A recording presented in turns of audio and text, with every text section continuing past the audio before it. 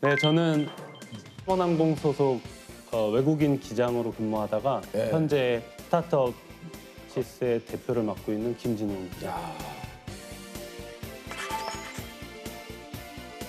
파일럿으로 일을 하셨다고 하면은 사실 파일럿은 진짜 그거 되게 굉장히 어렵고 진짜, 그러니까 아무나 진짜 파일럿 하는 거 아니지 않습니까? 네네. 조종사라고 하면 주변에 많지 않다 보니까 아 그럼요. 이거 사실 약간의 로망이에요. 이 어렸을 파일럿은 때. 어렸을 때 한 번쯤 꿈을 꿔보는. 그렇죠, 그렇죠. 그 좀 오래된 얘기긴 합니다만 또 드라마 중에 미니 시리즈 파일럿이라는. 파일럿 있었어요. 이것이 끝이라고 나는 믿지 않았지. 그러니까 예. 아니 그 파일럿으로 근무한 지는 얼마나 되셨는지.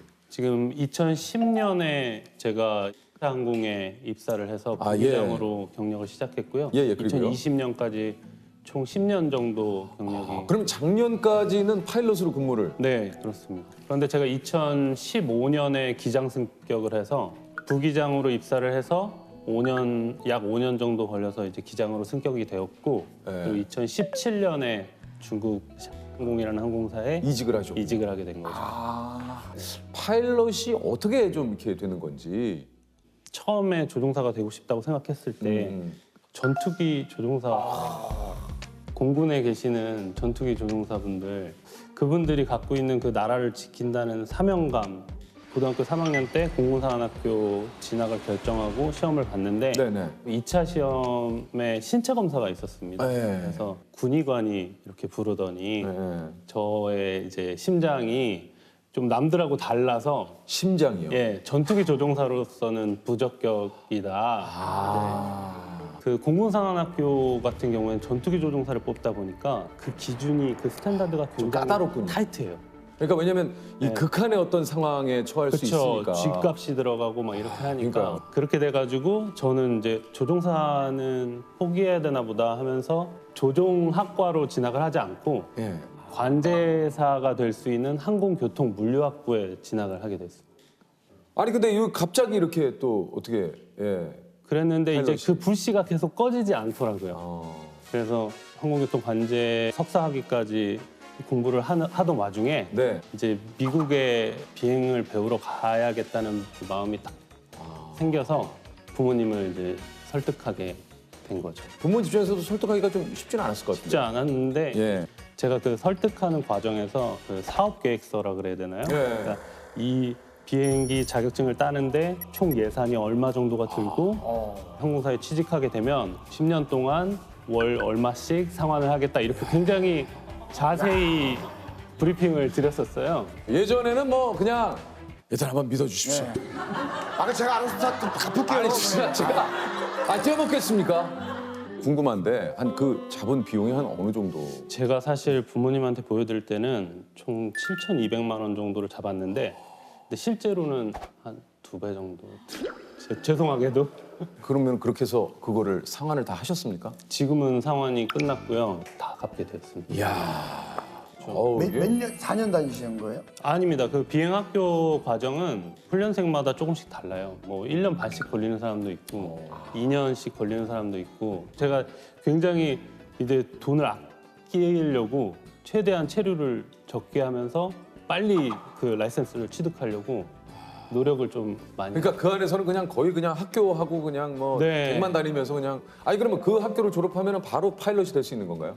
그 또 이제 항공사가 요구하는 요구 조건들이 있어요. 아, 그걸 그게 이제 또 뭐가 있어요? 충족시키기 위해서 이제 비행 시간은 보통 최소 250시간에서 많게는 1000시간까지 요구를 하고요. 그럼 그건 어디서 채워야 됩니까?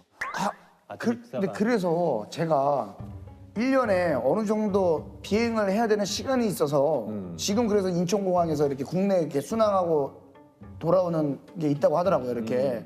그게 그 파일럿 분들이 꼭 이수를 해야 된다는 얘기가 맞습니까?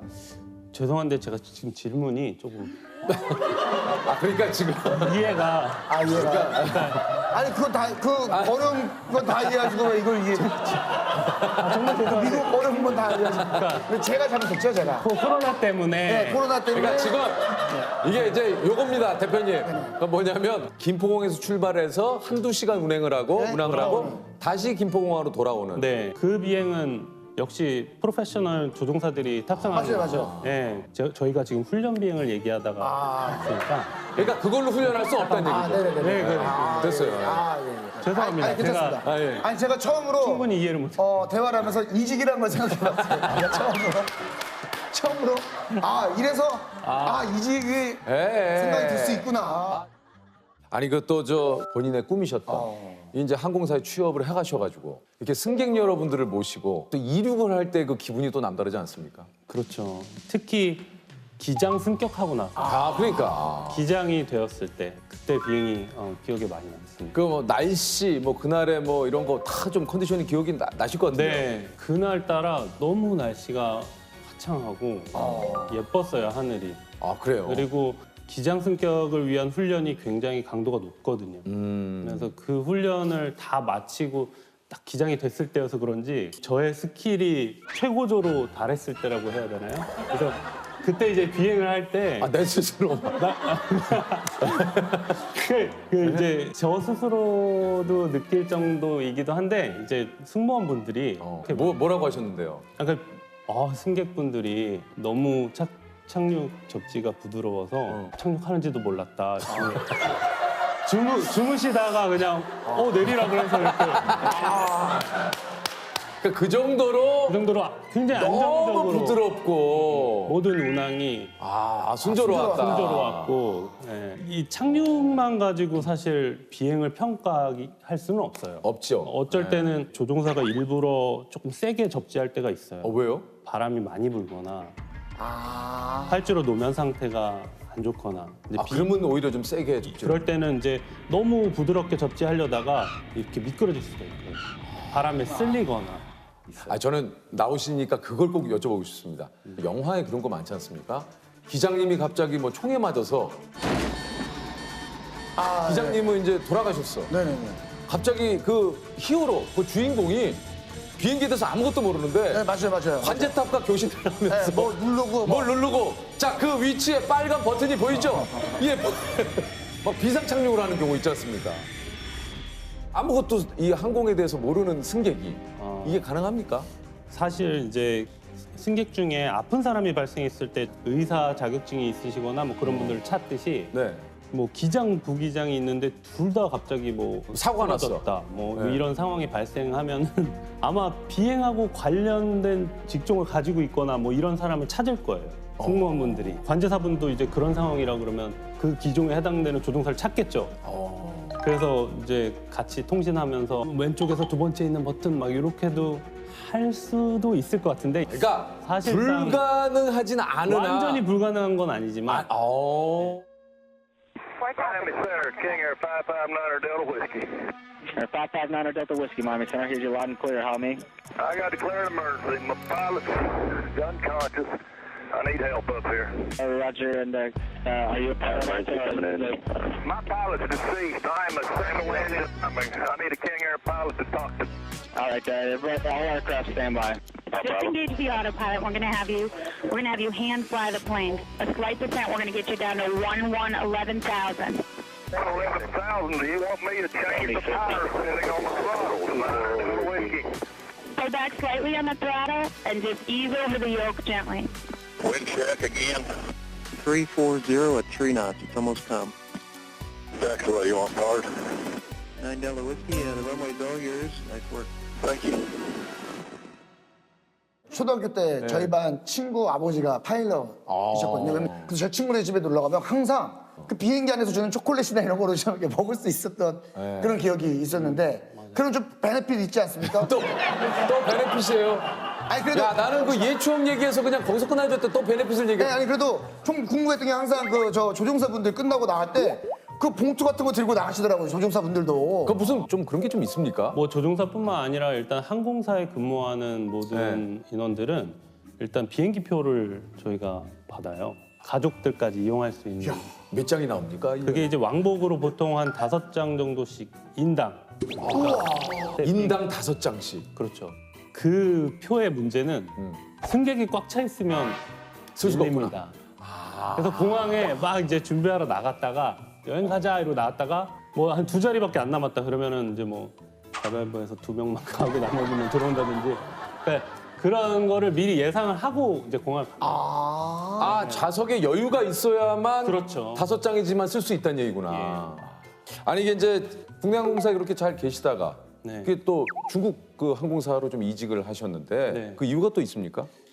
일단 제가 많은 나라에서 온 기장들과 같이 좀 더 넓은 세계에서 비행하고 싶은 마음이 있었고. 계속 있었어요. 그러니까 이게 뭔가 공군사관학교 때부터 또는 이제 대한항공 아시아나 같은 경우에도 제가 계속 신체 검사에서 그러니까 비행 훈련을 받기 전에 했던 모든 과정들에서는 실패를 했거든요.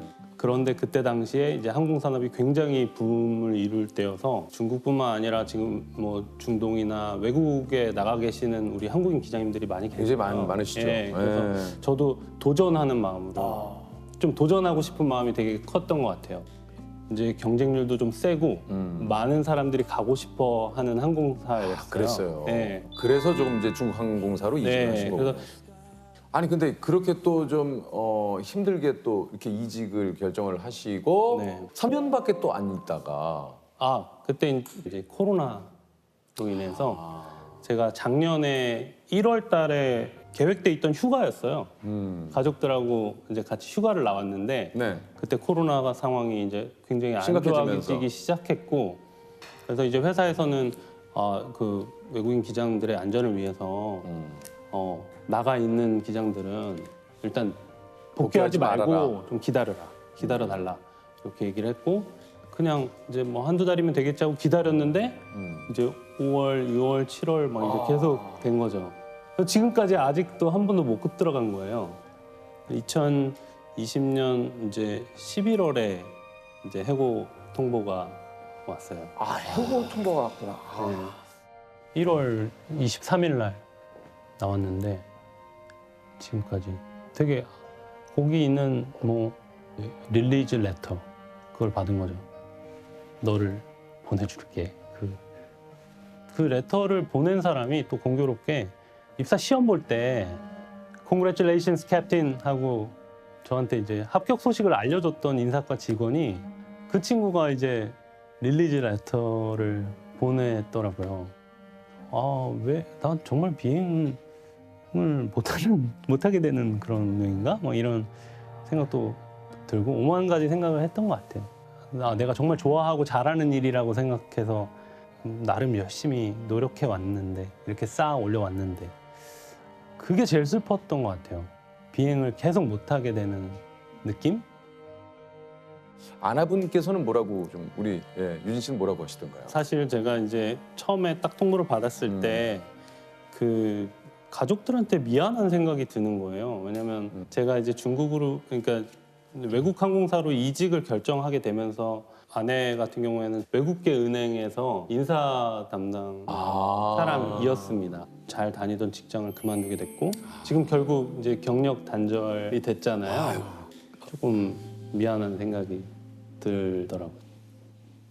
항공사에서 그렇게 이제 해고를 당하시고 네. 창업을 이제 그래서 하시게 된 거군요. 제가 창업주는 아니고요. 네. 그러니까 이게 조금 길어지기 시작하면서 저 선배가 그러니까 작년 7월 정도부터 약간 아르바이트 형식으로 해서 와서 일을 하지 해보자 이렇게 해가지고 원래 이제 연구소 랩실에도 있었으니까 비행하기 전에 네. 그리고 항공교통 분야에 연구를 했었으니까 거기서 일을 시작했는데 생각보다 제가 이제 10년여간 쌓았던 그 실무가 이 연구에 되게 많이 반영이 되는 거예요. 연구 일을 시작해 보니까 이게 또 나름의 굉장히 매력이 있고 제가 많이 쓰인다는 느낌을 받기 시작한 거예요.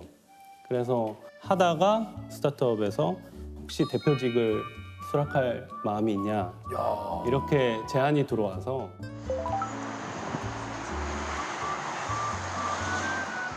좀 이런 질문 어떨지 모르겠습니다만 파일럿 때 수입과 지금의 수입을 좀 비교를 한다면 지금 그래도 대표님이신데 네. 대표이긴 한데 이제 아주 영세한 이제 작은 스타트업이니까. 기업이기 때문에 저희 연구원들 또 월급도 줘야 되고 제 월급이 그렇게 많지는 않아요. 그래서 그리고 예전에 비행할 때 월급은 워낙 또 조금 높은 편이고요. 그래서 그럼 파일럿 때가 훨씬 수입이 좋으시군요. 그쵸. 예, 지금 10분의 1 정도. 진짜. 그러면 차이가 너무 많아요. 저는 왜냐면 이 정도로 날 줄 몰랐는데. 그래도 대표님인데. 사실 저는 이제 10분의 1이면. 어쩔 수 없이 저는 또 보다 보니까 시계가 파일럿 전문 시계거든요. 맞아요. 이 시계가. 그래. 지금도 좀 수입이 괜찮으시지 않을까라는 생각을 했는데 그때 샀던 겁니다. 그때 옷도 그렇고 딱 그때 사셔.